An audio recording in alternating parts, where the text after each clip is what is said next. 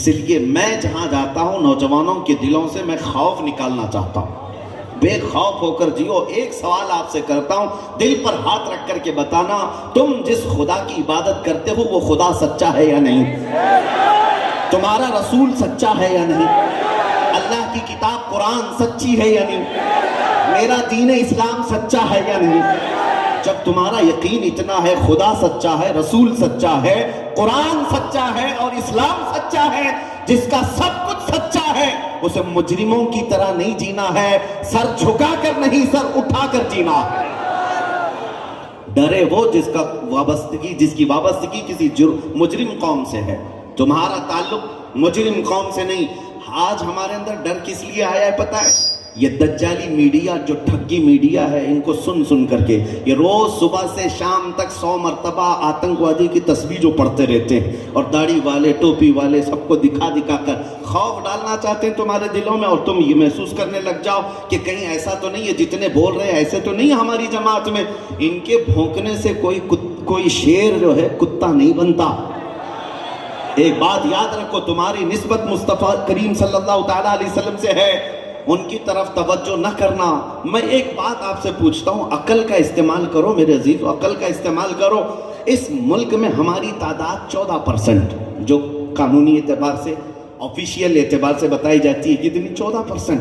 اور پھر ان کے حالات کے لیے جو سچر کمیٹی، سری کرشنا رپورٹ، یہ سب جو ججز ہیں، ان کو لگا کر کے 5-5 10-10 سال سروے کروایا گیا، مسلمانوں کے حالات کیا ہیں؟ انہوں نے رپورٹ میں لکھا ہے کہ مسلمانوں کے حالات دلت سماج سے بھی زیادہ گئے گزرے۔ یہ بہت بیکورڈ ہیں، ان کے ہاں ایجوکیشن نہیں ہے، ان کے ہاں اخلاق نہیں ہے، ان کے ہاں صفائی نہیں ہے، ان کے ہاں مالداری نہیں ہے، زیادہ ڈپارٹمنٹ میں ان کے عہدے نہیں ہیں، یہ لوگ زیادہ طور پر نہ فوج میں ہیں نہ پڑھے لکھے ہوئے ہیں، یہ سب رپورٹ میں لکھا ہوا ہے۔ میں کہتا ہوں تمہاری رپورٹ یہ کہتی ہے یہ سب بکھری ہوئی قوم ہے، ٹوٹی ہوئی قوم ہے، اور پھر اس کے بعد ہم تعداد میں بہت کم ہیں، یہ بات تو مانتے ہیں، لیکن 24 گھنٹے میڈیا میں ہم کیوں ہیں؟ میاں جو ٹوٹی ہوئی قوم ہے، بکھری ہوئی قوم ہے، جو بیکورڈ ہے، ہر میڈیا میں ایسا ہے کہ ہمارا نام لیے بغیر تو دکان بھی نہیں چلتی، بلکہ الیکشن کے مدوں میں ہاٹ مدہ بھی تو ہم ہی بنتے ہیں۔ کیوں؟ میں آپ کو یہ کوئی لطیفہ نہیں سنا رہا ہوں، عقل کا استعمال کرو۔ جو چھوٹی قوم جس کو یہ بار بار کہتے ہیں بیکورڈ ہے، بیکورڈ ہے، بیکورڈ ہے، میں پوچھتا ہوں پھر یہ ہم کیوں زینت بنتے ہیں؟ سارے مدے تمہارے ہاں، پہلے تو نیوز میں کبھی کبھی دکھا دیا جاتا، گاڑی پلٹ گئی، کہیں آگ لگ گئی، کہیں چوری ہو گئی، لیکن اب سارے نیوز میں صرف داڑھی ہی دکھتی ہے، ٹوپی ہی دکھتی ہے، برقع ہی ہے، مسجد کی مینار ہے، منبر ہے، یہی ساری چیزیں کیوں ہیں؟ یہ میں آپ کو بتانا چاہتا ہوں، تم کو اگرچہ اپنی ویلیو معلوم نہیں ہے، لیکن کتے بھونک بھونک کر کے بتاتے ہیں کہ اے بندے تو گٹر نالی اور سڑک چوک پر کھڑے ہونے والا نہیں ہے، ہم تمہاری حیثیت بتاتے ہیں کہ تم محمد عربی کے شیر ہو۔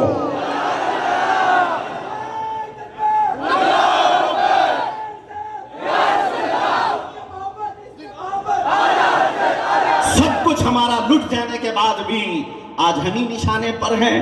یہ صرف ہمارے ملک کی بات نہیں، وقت کی سپر پاور طاقتیں بھی صرف داڑھی والوں کو ہی ٹارگٹ کر رہی ہیں۔ کیوں؟ کس لیے ہم سب کے نشانے پر ہیں؟ بکھری ہوئی قوم، ٹوٹی ہوئی قوم، ہمارا کوئی ڈھنگ کا قائد نہیں ملتا، سب قیادت ختم ہو گئی، سیاست ختم ہو گئی، حکومت ختم ہو گئی، پھر بھی کیوں نشانے پر ہیں؟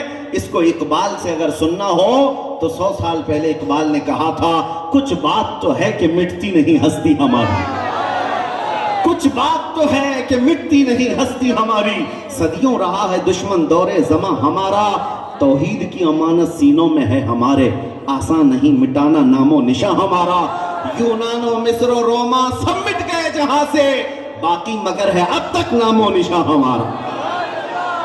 یہ ہے کوئی تو طاقت جو تمہارے سینے میں موجود ہے، یہ تمہیں بار بار احساس دلا رہے ہیں ابھی تم مرے نہیں ہو، ابھی تم زندہ ہو۔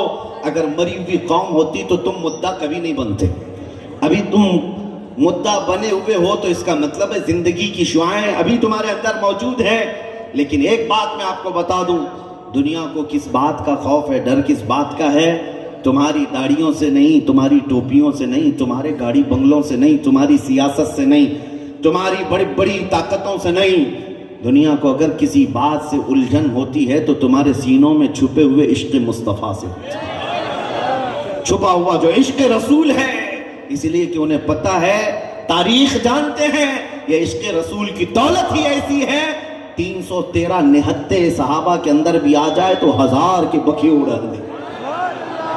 اور پھر وہ کھجور پر زندگی گزارنے والے، پیبند لگے کپڑے پہننے والے، بغیر چپل کے گھومنے والے مدینہ طیبہ سے جب نکل پڑے تھے عمر ابن خطاب کے زمانے میں، تو وقت کی 2 سپر پاور طاقتیں، پرشین ایمپائر، رومن ایمپائر، دونوں کو گھٹنے ٹیکنے پر مجبور کر دیا تھا. کوئی اور طاقت نہیں ہے جو پرشین ایمپائر کو ہمیشہ کے لیے ختم کر دیا، رومن ایمپائر کو ہمیشہ کے لیے ختم کر دیا.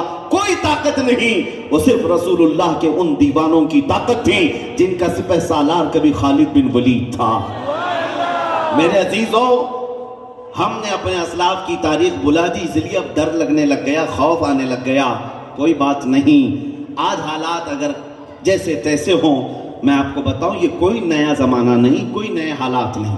ہم پیچھے چلتے تاریخ کے، سیدنا امام حسین کے ساتھ جو ہوا کربلا کے میدان، ہم کیا وہ تاریخ سنتے ہیں رونے کے لیے یا کہانی سمجھ کر کے؟ نہیں، ان کے ایک ایک قدم کو، ان کے ایک ایک لمحے کو دیکھنا. کربلا کے میدان کس بات پر وہ ڈٹے ہوئے تھے. میاں ایک طرف ان کو آفر تھے، اگر وہ یزید کے متعلق بیعت کو تسلیم کر لیتے، ان کے بچے بھی محفوظ، ان کا گھر بھی محفوظ، ہو سکتا ان کو ماہانہ بہترین وظیفہ اور پھر کسی علاقے کی گورنری اور کسی جگہ کی منسٹری بھی مل جاتی. اتنی ساری چیزیں چھوڑ دیا. 6 ماہ کے بچے کا خون بھی بہہ گیا، ان کے جوان بیٹوں کی لاشوں پر گھوڑے بھی دوڑ گئے. یہ سب برداشت کیا امام حسین نے، لیکن اس دنیا کے بڑے آفرز کو کیوں ٹھکرایا؟ یہ پیغام وہاں سے لینے کی ضرورت ہے. اے نوجوانوں، یہ تو بہت پہلے کی باتیں سمجھ رہے ہو آپ، 1400 سال پہلے کی. مولا حسین کی روح آج بھی ہماری مدد کر رہی ہے. یہ کہتے ہوئے تمہارے زمانے میں اس طرح کے یزیدی کتے اگر آ جائیں تو تمہیں اس میدان مصطفیٰ کو چھوڑ کر کبھی کسی یزید کی طرف جھکاؤ ہرگز نہیں رکھنا. جس میدان میں بھی تمہیں لتھیڑنے کی کوشش کی جائے، تم دامن حسین سے اگر وابستہ ہو تو یہ نعرہ لگا کر کے جانا، مرد حق باطل کے آگے مات کھا سکتا نہیں، سر کٹا سکتا ہے لیکن سر جھکا سکتا نہیں.